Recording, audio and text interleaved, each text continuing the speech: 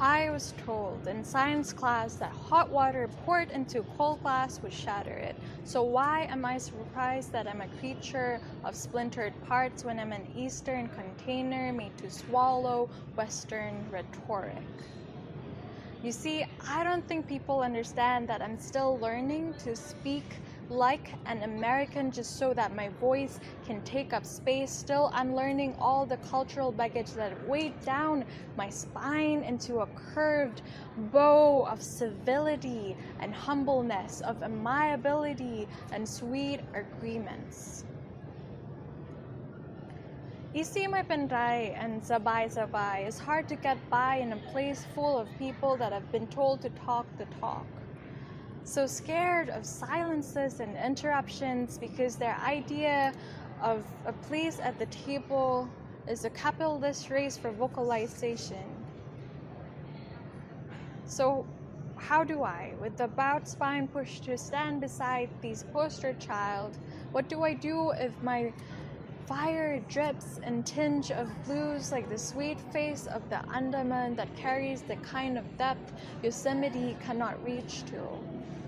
Different from the cutting redness of these poster childs who burns bright and flicker fast, conquered too soon before they understood who they erase, who they devour in their manic race to make a dent in the world.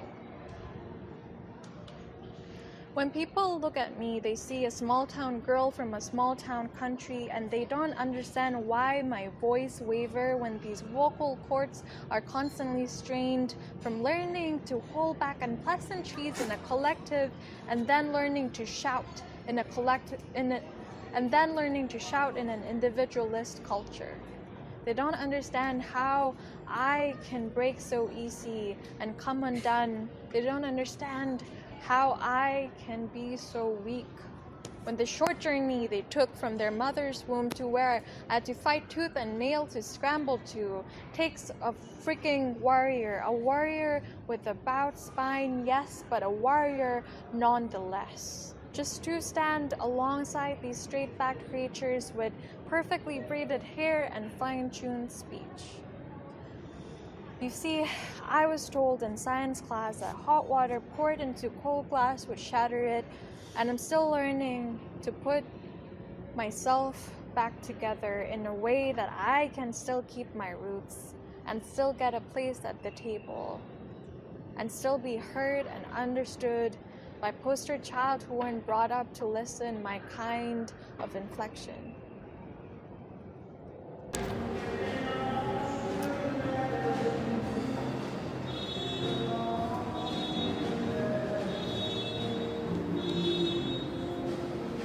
This is hilarious. Okay, so I was going to record this initially. It's recording. So I was going to record this initially at this like beautiful cafe where no one ever goes to. I don't know why, but it's sort of hidden. I'm not even sure if you can hear me right now over this noise. But initially we were gonna go to this like very quiet. There were nobody, but like very aesthetically pleasing cafe to record this video. But we went there and it turns out it was closed.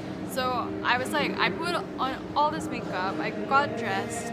I'm not gonna like put on my white flag just because some guy just figured he didn't want to open his cafe today. So we went to this like mall sort of place, which is here.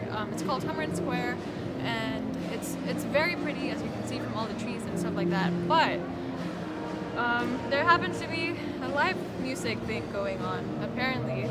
So I'm not even sure if you can hear my voice over this at all, but I'm gonna try to do it anyway.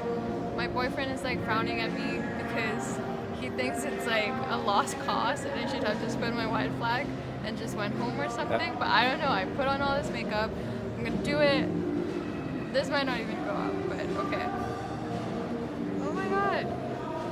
Okay, here we go. Power through. Yes.